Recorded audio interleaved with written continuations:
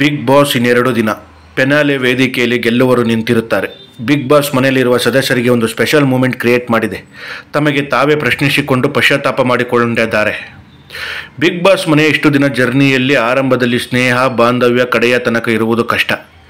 ಈ ಸೀಸನಲ್ಲೂ ಅದೇ ಆಗಿದೆ. ಕಾರ್ತಿಕ್ ಹಾಗೂ ಸಂಗೀತ ಎಷ್ಟೇ ಜಗಳವಾಡಿದರೂ ಮತ್ತೆ ಮತ್ತೆ ಒಂದಾಗುತ್ತಿದ್ದರು. ಆದರೆ ಕಳೆದ ಕೆಲವು ವಾರಗಳಿಂದ ಇಬ್ಬರು ದೂರ ಆಗಿದ್ದಾರೆ. ಇದು ಆ ಎಲ್ಲ ತಪ್ಪುಗಳನ್ನು ತಿದ್ದಿಕೊಳ್ಳಲು ಬಿಗ್ ಬಾಸ್ ಅವಕಾಶ ನೀಡಿದೆ. ಕಳೆದು ಹೋಗಿದ ಫ್ರೆಂಡ್ಶಿಪ್ ಕೂಡ ಮತ್ತೆ ಒಂದು ಸರಿ ಹೋಗಿದೆ. ಬಿಗ್ ಬಾಸ್ ಮನಸ್ಸಲ್ಲಿರುವ ಕೆಲವೊಂದಷ್ಟು ನೋವುಗಳನ್ನು ಹೊರಹಾಕುವುದಕ್ಕೆ ಅವಕಾಶ ನೀಡಿತ್ತು.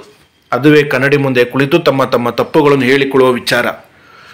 ಈ ಅವಕಾಶಗಳನ್ನು ಬಳಸಿಕೊಂಡ ಕಾರ್ತಿಕ್ ಸಂಗೀತ ಕ್ಷಮೆ ಕೇಳಿದ್ದನ್ನು ಎಲ್ಲರಿಗೂ ಹೇಳಿದ್ದು, ಸಂಗೀತಗೆ ಸನಿ ಎಂದಿದ್ದು, ತನಿಷಾಗೆ ನಾಮಿನೇಟ್ ಮಾಡಿದ್ದೆಲ್ಲನ್ನು ನೆನೆದು ಕ್ಷಮೆ ಕೇಳಿದರು. ಜೊತೆಗೆ ಸಂಗೀತಗೆ ಕ್ಷಮಾಪತ್ರವನ್ನು ಬರೆದರು. ಸಂಗೀತ ಕೂಡ ಕಾರ್ತಿಕ್ ಅವರನ್ನು ಸಾಕಷ್ಟು ಮಿಸ್ ಮಾಡಿಕೊಂಡಿದ್ದಾರೆ. ಈಗ ಪತ್ರ ಬರೆಯುವುದಕ್ಕೆ ಅವಕಾಶ ಸಿಕ್ಕಾಗ ಕಾರ್ತಿಕ್ಗೆ ಪತ್ರ ಬರೆದಿದ್ದಾರೆ. ಮನೆಗೆ ಬಂದ ಆರಂಭದಿಂದ ಕಾರ್ತಿಕ್ ಕೊಟ್ಟ ಸ್ನೇಹ, ಧೈರ್ಯ, ಸಪೋರ್ಟು ಎಲ್ಲದರ ಬಗ್ಗೆ ಥ್ಯಾಂಕ್ಸ್ ಹೇಳಿದ್ದಾರೆ.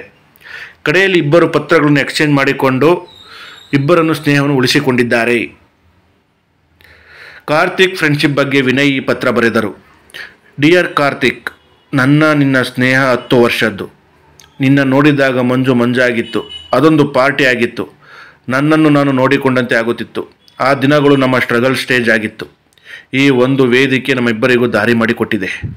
ಅದನ್ನು ಬಳಸಿಕೊಳ್ಳಬೇಕು. ಆದರೆ ಅದು ಸುಲಭವಲ್ಲ.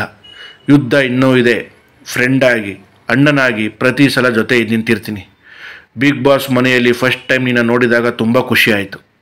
ಕೆಲ ಮಾತುಗಳು ನಾನು ಒಪ್ಪೋದಲ್ಲ, ಆದರೆ ಅದೊಂದು ಗೇಮ್. ಈಗಲೂ ಸುದೀಪ್ ಸರ್ ಕೈಯಲ್ಲಿ ಒಂದು ಕಡೆ ನೀನು, ಇನ್ನೊಂದು ಕಡೆ ನಾನು ನಿಂತಿರಬೇಕು ಅಂತ ಬಯಸುತ್ತೀನಿ ಎಂದು ಪತ್ರ ಬರೆದರು. ನನ್ನ ದೊಡ್ಡ ಅಣ್ಣ. ಆ ದಿನ ನೆನೆದು ಕಾರ್ತಿಕ್ ಕಣ್ಣೀರು.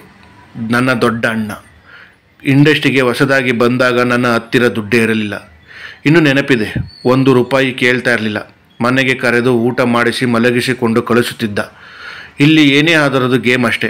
ಯಾವತ್ತಿಗೂ ನಿನ್ನ ಬಿಟ್ಟು ಕೊಡುವುದಿಲ್ಲ ಎಂದು ಹಳೆಯ ದಿನಗಳನ್ನು ನೆನೆದು ಕಾರ್ತಿಕ್ ವಿನಯ್ಗೆ ಹೇಳಿದ್ದಾರೆ.